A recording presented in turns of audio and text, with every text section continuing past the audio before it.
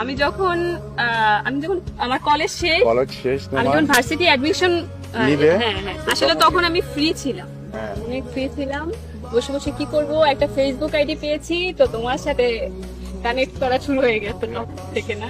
হ্যাঁ, এই অবস্থা।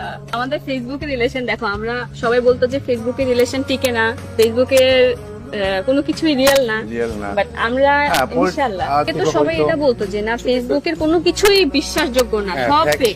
প্রপোজ সবসময় ছেলেরাই করে, আমিই করছি।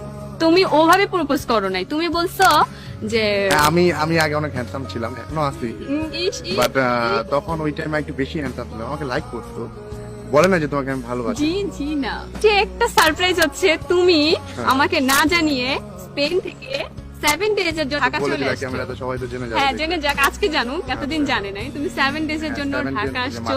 আমি ঢাকা আসছি। হ্যাঁ, ঢাকা আসছো, ইভেন কোনো ফ্যামিলি মেম্বার জানে না, তোমার ফ্যামিলি মেম্বারও জানে না, আমার ফ্যামিলি মেম্বারও জানে না, তাও যাওয়ার 6 মান্থের মধ্যে।